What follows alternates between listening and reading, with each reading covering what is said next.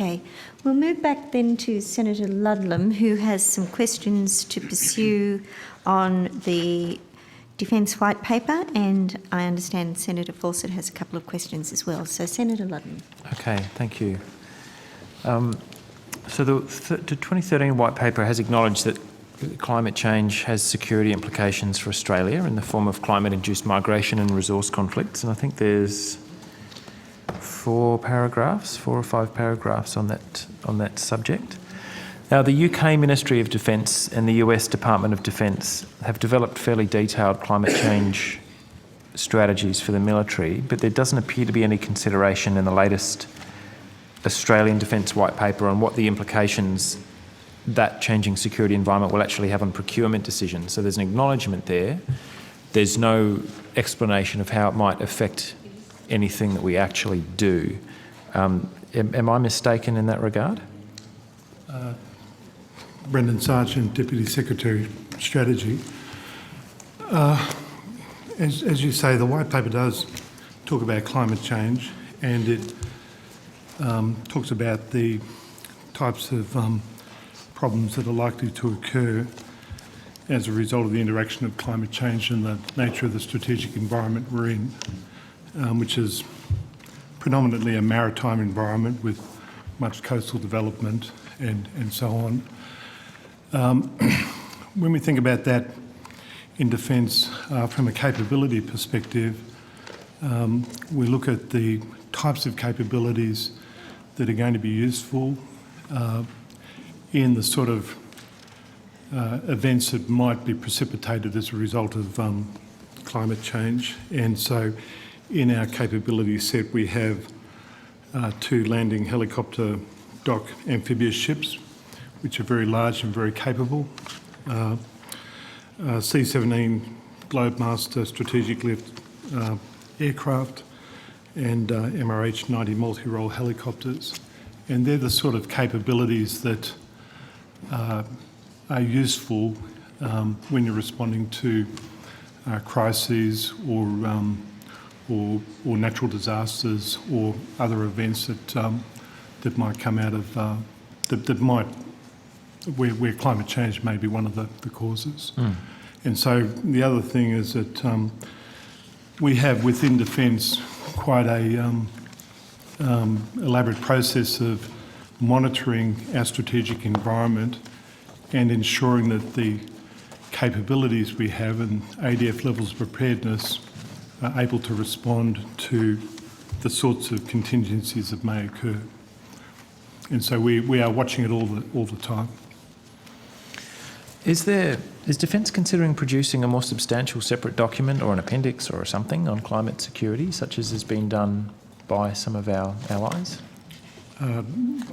We haven't been asked to do that by the government. I mean, all our work on climate change is within the context of monitoring our strategic environment and adjusting our capacity to respond to that. Okay. So we haven't separated our climate change as a separate specific issue which would drive the force structure or which would which we would look at separately from other events. You need to be asked to do that before you would undertake that kind of work. I can direct this to Senator Feeney, which is no problem, but it's not something you'd undertake of your own motion. No, look, it's Senator, we do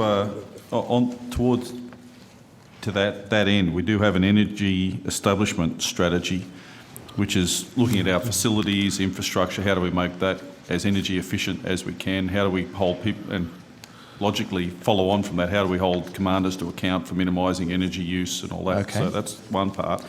That's the mitigation side, I guess. Mitigation side. Also in the mitigation and proactive side of it, CDF's recently commissioned Head of Joint Capability Coordination Division, which is in my group, to develop a defence energy strategy, which will take into account the challenges that are going to come out in the next few decades, things like alternative fuels, biofuels, management of energy resources, all those sorts of things within the ADF.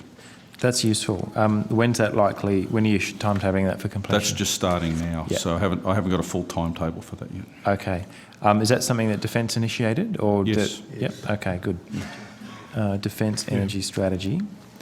Senator, Yeah. if I can also just correct what I said before, we actually are doing studies within the department about the potential impacts of climate change and cost to defence capability and infrastructure, as well as heritage and ecosystems at selected defence sites.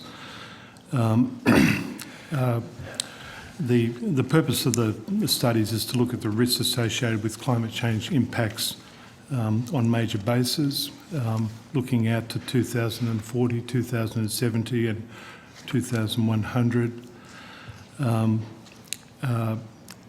And as part of that, we will be looking at mitigation and adaptation strategies over time. Okay.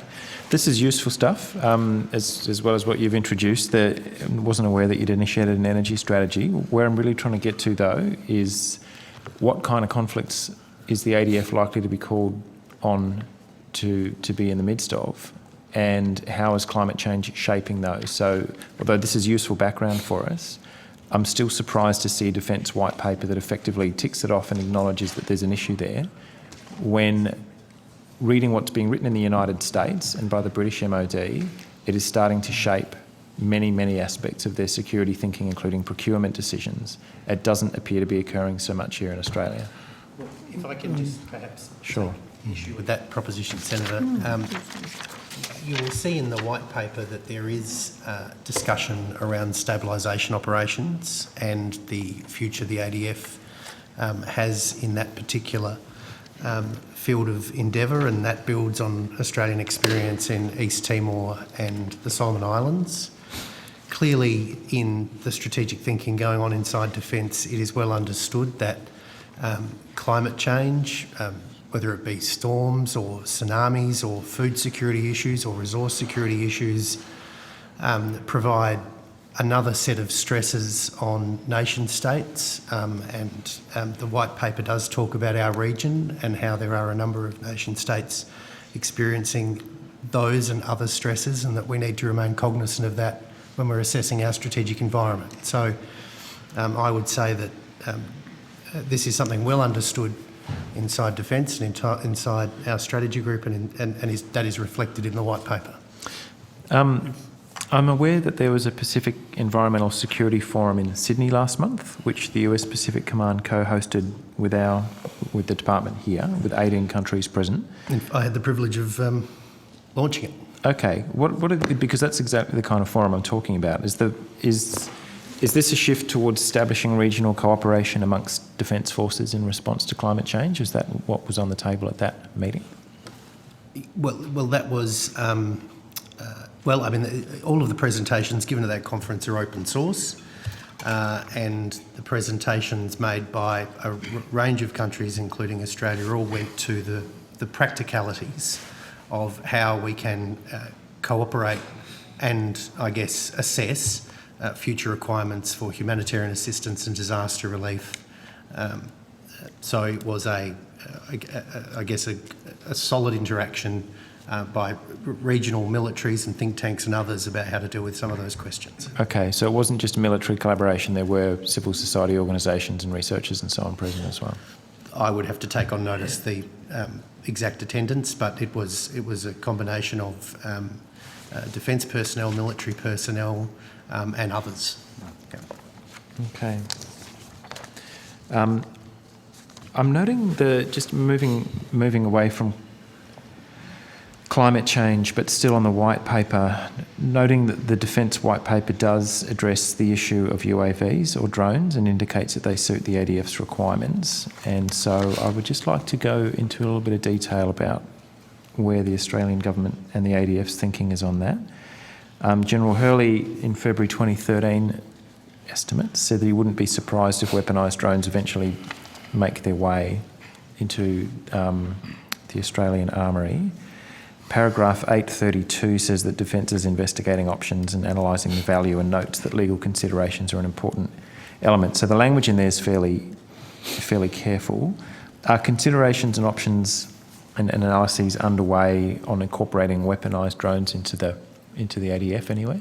Yeah. So, Senator, it's good to see that you separate UAVs and drones in the question.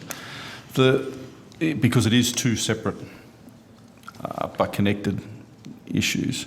So in the nearer future, and if I looked at operations in Afghanistan today, while Australia doesn't have UAVs or remotely piloted aircraft that are armed, we do utilise those as a response whenever we need combat air to support our troops when they're in contact. And in that sense, the aircraft are employed just as a manned aircraft is. We abide by very tight rules of engagement. We abide by the international laws of armed conflict when we employ those systems.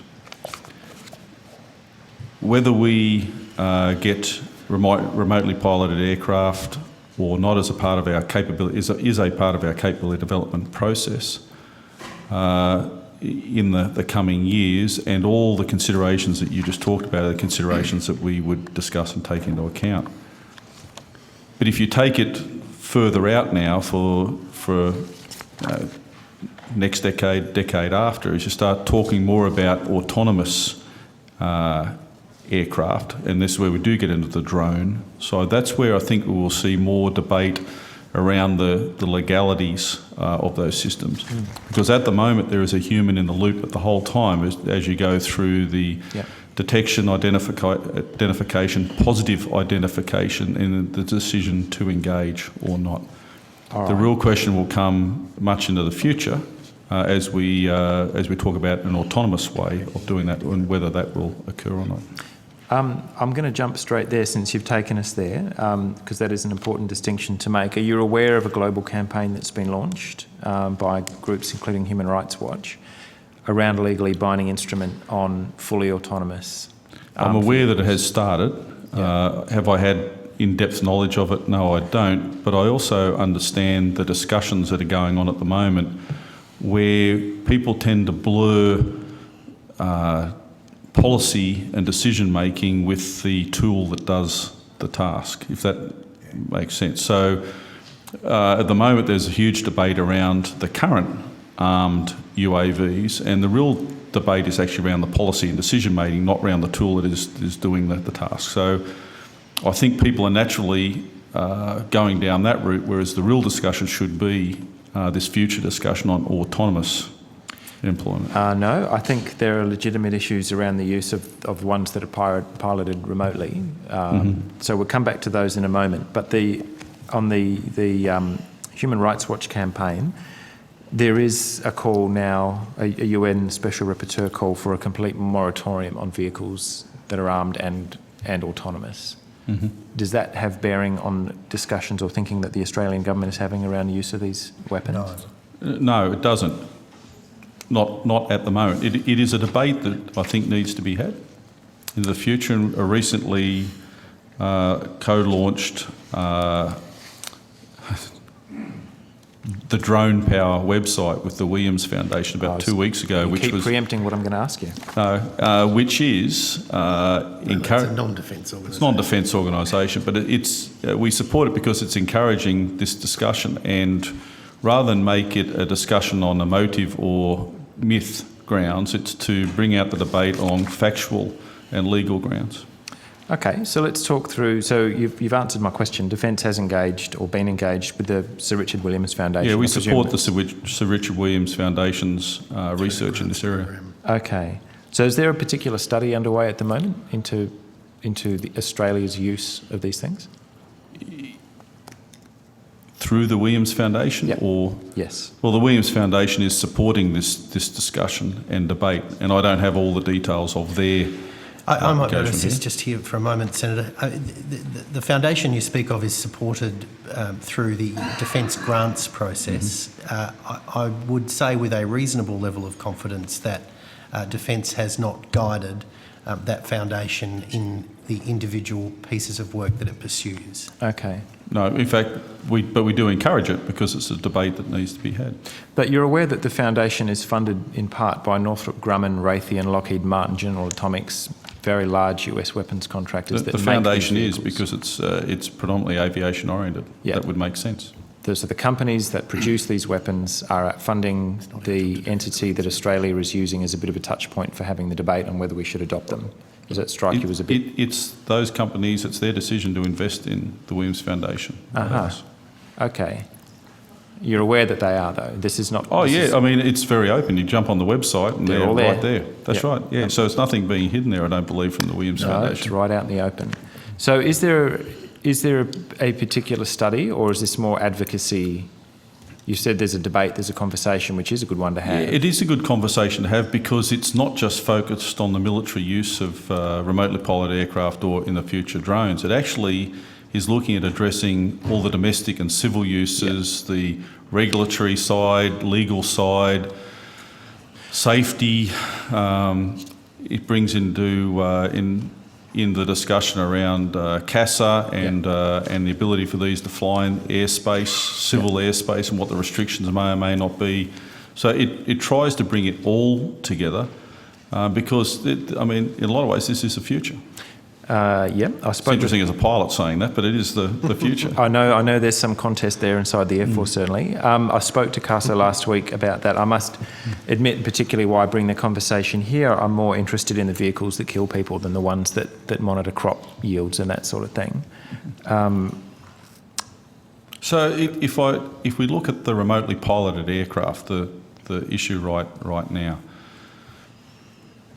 as I said, regardless of the weapon system that's being employed, whether it's a soldier and a rifle, a fast jet with a pilot in it, or a remotely piloted aircraft and a weapon, we go through the same process. We have the same rules of engagement, the same laws of armed conflict that we abide by, the same stepped process of identifying or detecting, positively identifying a target, doing collateral damage estimates, right up to the point of the decision to engage or not engage, whether it's a soldier and a rifle or it's an operator of a remotely piloted aircraft. It's the same decision process that is gone through.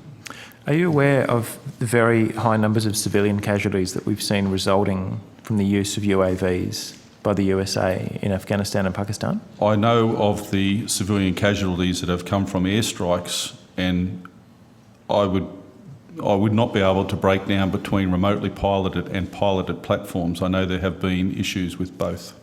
So just having a pilot in the aircraft or not having a pilot there in the aircraft isn't what leads to civilian casualties, unfortunately.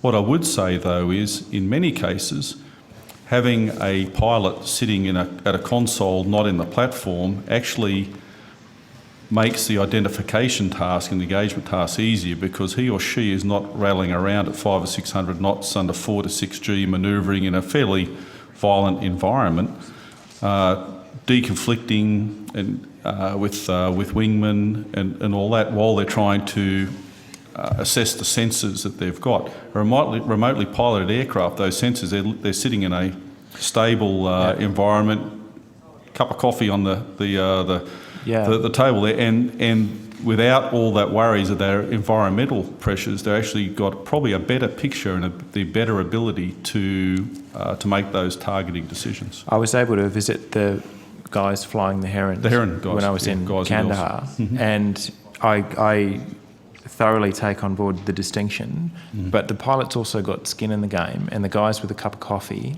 are operating in an environment that feels more like a computer game than a war. Yes, it and is. there are very high levels of casualties reported by United States UAV operators in Afghanistan and Pakistan. Yeah, I would say to you, though, that while they're in a more relaxed environment, they take the responsibility every bit as strongly as someone that might be sitting in the cockpit overhead. And in fact, in some ways, they're under more pressure.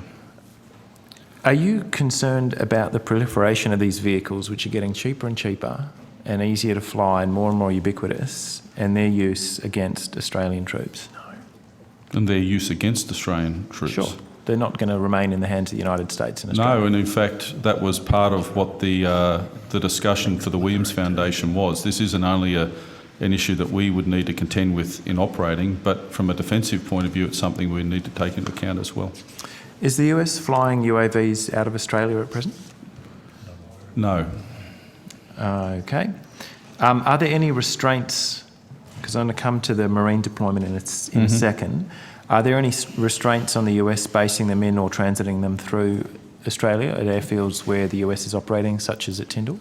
No, if you look at I'll go through the various tiers. If you're looking initially at the Global Hawk type platform, the large strategic ISR platforms, we consider those requests on a case-by-case basis, just like we do any foreign aircraft coming through. They go through a diplomatic clearance process, those sorts of process to come through. If you're looking at the small tactical UAVs, similar to the Shadow that we use in Aruskin, they are employed with Marine forces. You may see them coming down as a part of the rotations through Australia. Yeah.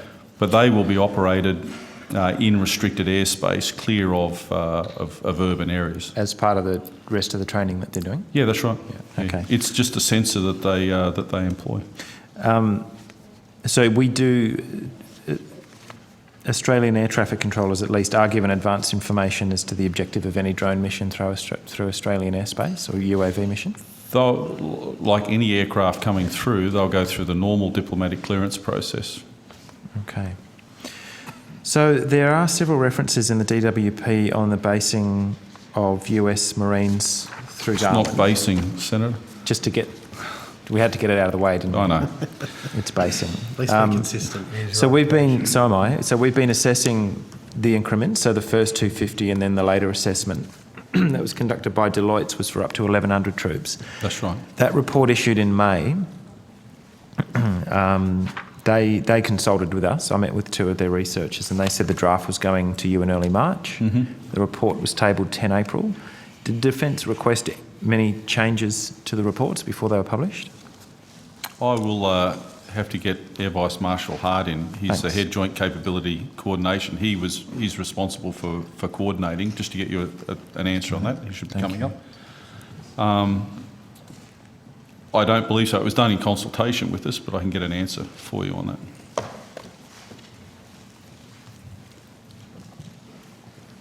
Senator, Air Vice Marshal Neil Hart, Head of Joint Capability Coordination.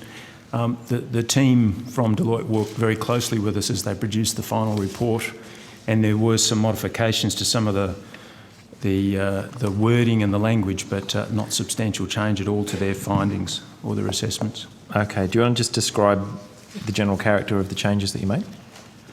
It was more about making sure that we had the language that accorded with the fact that we don't yet have government decisions on future phases, etc. So it was more about making sure that the language was consistent with statements made to date and just making sure it was in the context of the overall rotation of US forces through Australia. That's interesting. How's Defence intending to report back and distribute that analysis to people who participated? So I found out from a press release, but is there going to be a process that goes back to the people who were consulted, provide them with a copy of the report, for example? So it's now been released by the Minister, I think, on the... It's public released about 2 weeks ago. We aren't going back to individual I can't hear you, people. Mr. Richardson. We aren't going back to individual It's a no. contributors. It's an open source document.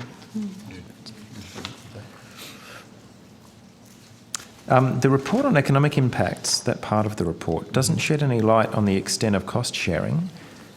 Are these considered to be minor details that are still being worked out? I presume you're well aware US Senate hearings revealed a preliminary cost estimate of the deployment at $1.6 billion to establish what President Obama has called an enduring presence in Darwin. I gather he wouldn't have cleared his language by you guys in advance. How much of that $1.6 billion would be shared by Australia, and why has that not been under any sort of analysis in the report? So I think you had two questions. There are probably five in there.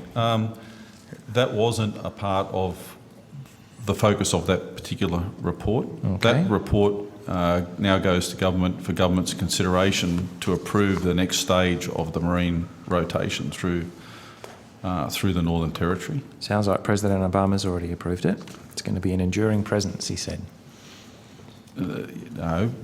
In fact, he and the It is Prime Minister... a rotational presence. It's a rotational presence, and he and the Prime Minister announced it a couple of years ago. We determined that. But this particular report, the study that was done, is more looking at the benefits around the Northern Territory and the social impact. So you've got that part of it. That will then go to government, and government will make the consideration. Yeah, it's like a cost-benefit analysis that doesn't analyse the costs. But all right, that wasn't part of Deloitte's mission. That wasn't a part of their task. Okay. Yeah. So what can you tell us about the $1.6 billion? Firstly, do you agree with that estimate, and do you have any visibility over whether that's the case? I might add, No. As you wish. Senator, first of all, we've not been part of that. Secondly, we have not yet commenced detailed discussions about detailed cost-sharing arrangements that might emerge over the next few years. At present, the cost to us of the rotational presence is marginal, certainly this year and next year. Beyond that, we have yet to commence discussions. Okay, I guess I can kind of understand that. There haven't needed to be huge modifications or upgrades to Robertson or anything of that order? There's not been a requirement for us to spend significant monies. All right. Sounds like there might be soon, as those Senate hearings in the United States indicated that certainly fairly senior elements in the US Congress want partner countries and host countries to shoulder as much of those costs as possible. Well, the US Senate might want that, but we're not accountable to the US Senate. That's probably arguable. Have talked about, Sorry, US policymakers have talked about burden sharing for time immemorial. Yeah. Well, I'm sure. So, Mr. Richardson, you'd said there's no detailed discussions. What about broad discussions? First of all, the first that you heard of that $1.6 billion figure, was that when you were made aware of those congressional hearings? Yes, and I'm not aware of any detailed estimate within the administration. Yeah. And certainly we haven't yet commenced detailed discussions. Have you asked for the source of that figure, or what might be? No, because we, in fact, the Minister was across there the week before last, and the CDF and myself were with him.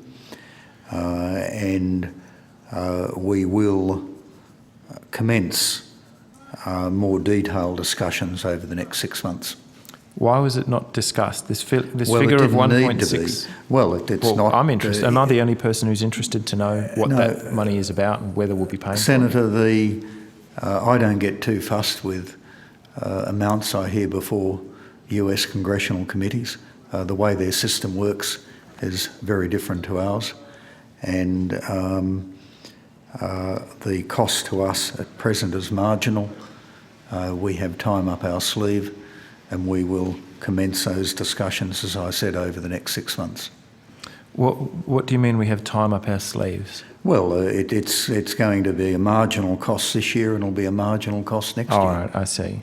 Would you figure that we're in a fairly good negotiating position? I think it's fairly simple. Where you enter into cost-sharing arrangements, you have two entities, and each entity seeks to maximise the savings for themselves, and we will enter the discussions within that context. Okay, so there's probably no use entertaining the $1.6 billion figure. We've got nothing to underpin it. You haven't asked for any of the calculations, so we don't know what that's about. But in the general principle of cost sharing for this enduring US presence in Darwin, maybe best to you, Senator Feeney, what's the Australian government's policy on taking on board the costs, the burden sharing, so to speak? Do we have a policy one way or the other? Well, I really haven't got much to add to what you've heard already, and that is that we're obviously, certain announcements were made at the time that President Obama visited Australia, and Defence is now progressing the rotation of Marines through Darwin. As you've heard, that is a marginal cost to Defence at the present time and for the immediate future. And I guess beyond that, it'll be subject to negotiation about what their requirements are, what our requirements are, what the respective financial positions are of the US and ourselves, and all of that will happen within an alliance construct where we're looking to provide each other with best value and maximise assistance to one another in our objectives, our shared objectives. All right, look, I don't want to come out of here and verbal you, but does the Australian government have a policy that we may take on some of the costs of the deployment? You haven't just ruled that out. Well, there could well be some marginal costs. Indeed, we take on some marginal costs now. $1.6 billion is not in the vicinity of It is marginal. not costing $1.6 billion, and the US Congress can discuss whatever they like. The US hasn't yet. We haven't yet commenced detailed discussions with the US, and a money's amount have not yet been discussed. Wow. 5 more minutes, Senator Ludlam. Certainly, Chair. Thanks. I guess it's just useful to note, as I'm sure you have, Senator, that this is an evolutionary process as well. It's one that started. It's well underway. We don't know how much it's going to cost and how much We know Australia the cost will is take marginal on. for the foreseeable future, but you have raised various issues in previous estimates around COCUS and around Garden Island in Western Australia. All of those issues will unfold. They have not been determined or negotiated now. I'm sure they'll be announced after the government's concerned have made their minds up, because it's how this has worked. I've got something of an issue that an 1,100 troop commitment is a marginal cost that hasn't required any great expansion of the barracks or any great cost to be taken on. It was 200, 250 last year. Yeah. It's 2 to 250 this year. Yeah. I think it goes up next year to, 1,100? And you're not anticipating the cost of an 1,100 deployment to be It will be greater gargantuan. will be greater than the 200, 250. It will be greater, but we're looking ahead to when you have a marine deployment of up to 2,500 in 16, 17, and that's what we're giving some consideration to. And as I said, we will commence discussions with the US over the next 6 months. In November 2012, a journalist in The Age revealed that there was a secret 2-page statement of principles relating to the Australian and US military collaboration, which is called the Australian United States Force Posture Review Working Group Statement of Principles. It's a bit of a mouthful, but that's all we have. Is that an evolving document, or is that a one-off that's been agreed to? I'm not aware of it. I don't know whether Brendan, you're aware of it? That's a pretty big deal. Listen, I suspect what you're referring to, Senator, is when the US consulted Australian officials when conducting their own US force posture review. No, it's not what I'm referring to at all. I asked for quite a period of time whether there'd be any changes to the Status of Forces Agreement. No, there hasn't. I was told that there haven't been, but there is this annex or this extra document which sets out the legal underpinnings of the deployment. I'm not aware of any annex to the Status of Forces Agreement. No, it's not an official appendage of the Status of Forces Agreement, but it's the legal underpinnings of the present deployment, rotation base, whatever you want to call it. Well, I'm not aware of any legal underpinning which is different to the current Status of Forces Agreement. This was reported. Well, I don't know what was reported, 8 months but ago. I'm just saying I'm not aware of any. Nobody knows of any piece of paper on which the legal standing of this deployment, apart from the Status of Forces Agreement, has been written down and agreed to by Australia and the United States. No, it's been public documents. There have clearly been confidential discussions. No, this is not a discussion. It's a document. But there's no secret legal underpinning to the rotational deployment. There's only the Status of Forces agreements. In the future, depending on what agreements are developed in relation to potential cost sharing, there may need to be some agreements developed to support that. But at the moment, there's nothing in addition to the Status of Forces agreement. Okay, I'll leave it there, Chair, and I'll come back a little bit later in other sections.